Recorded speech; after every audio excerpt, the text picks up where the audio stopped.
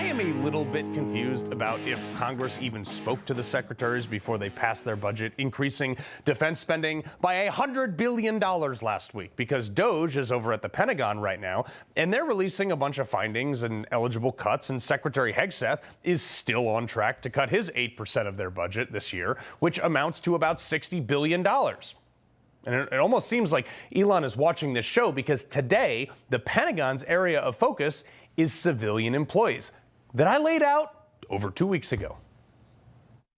Civilian employees. There are about 750,000 of them in and around the Pentagon, or in the DOD as a whole. Some of them are former military guys that are doing the same thing they did for a similar department in the military, but now as a civilian, they're getting paid twice as much.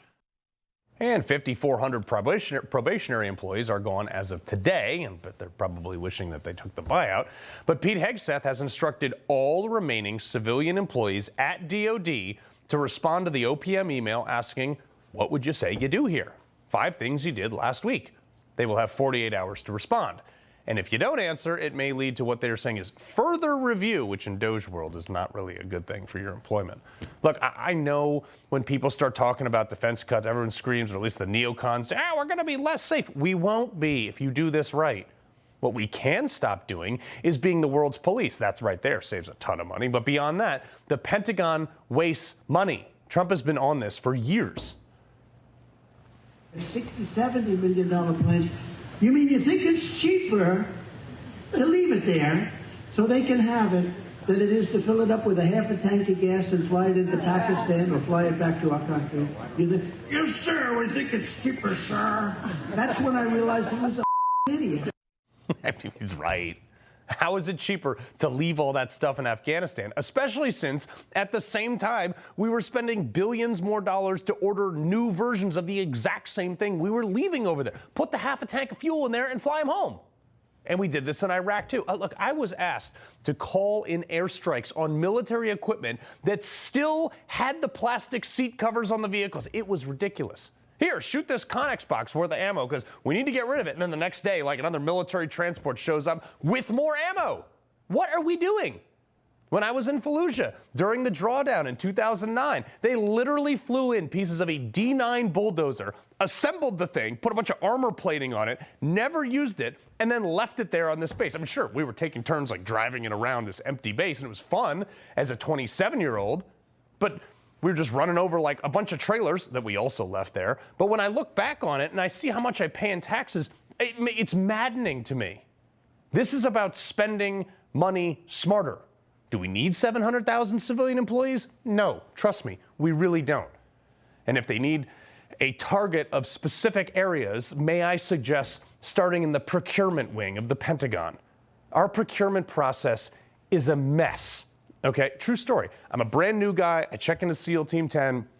I got tons of motivation, about zero experience to match it. What's my first task? Hey, Carl, here, test out this new gun we want to evaluate. They send me out to do all these stupid things. Okay, shoot it, skydive it, probably $1 million just in jet fuel to do that one. We swam this stupid thing for like 4 miles along the coastline of the Atlantic Ocean. We had to live outside in the freezing cold with it for a week. We had to bury it, dig it back up, whatever we could think of to try to destroy this thing. And at the end of this whole evaluation that probably cost millions of dollars, me and the other 7 poor souls that were chosen to do this stupid dog and pony show decided, yep, this gun is a piece of junk. It breaks all the time. It's unreliable. We should definitely not use this. Plus, everyone already really likes the M4 that we use, so shouldn't we not change that?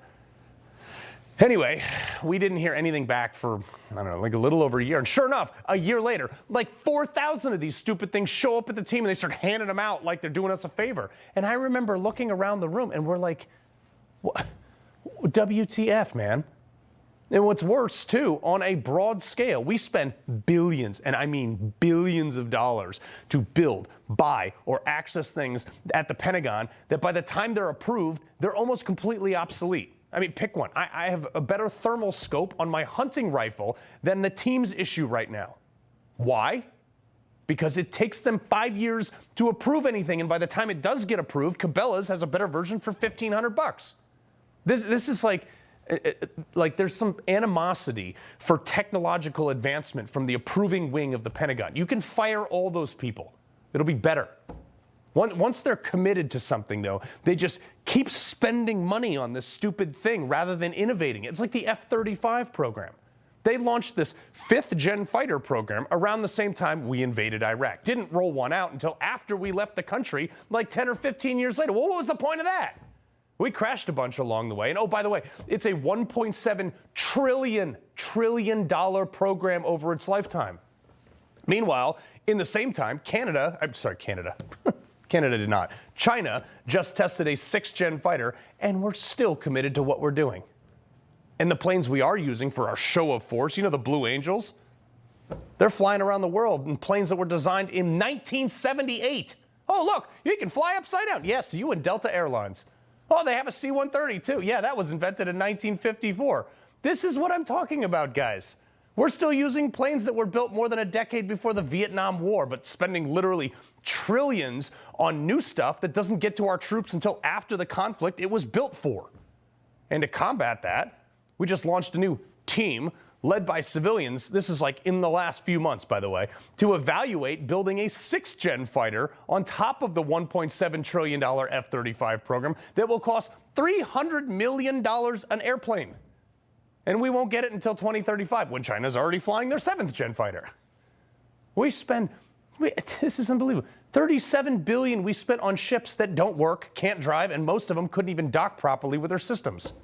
And what's worse, they knew about it for over a year, and they kept building the darn things. This is a huge margin that you could effectively cut, and we would be no less safe. We'd actually be more safe. America spends more on defense than the next 25 countries combined. That is not the source of our strength, though. The warrior is, and we spend the least amount of money on that. In the SEAL teams, you are averaging 3 major surgeries every 10 years. Trust me, I have no ACLs, no rotator cuffs, I got slip disc, all kinds of problems. We spend no money on that. We're basically lighting money on fire everywhere else. But most of the bases you go to, or at least I went to, they have antiquated gym equipment, no trainers, and a lot of guys are doing stupid things that are getting their backs injured and putting them out of combat time. When I was in the military, not once did I ever see a single nutritionist be like, hey, this might make you healthier if you eat these things right. My point is, let's re-examine what we are spending our money on and not how much we can spend on dumb things that don't work. He loves the Constitution. He fights for what's right. He hates the bad guys. He's a freedom warrior. He's your freedom warrior. Watch Carl Higbie every weekday on Newsmax.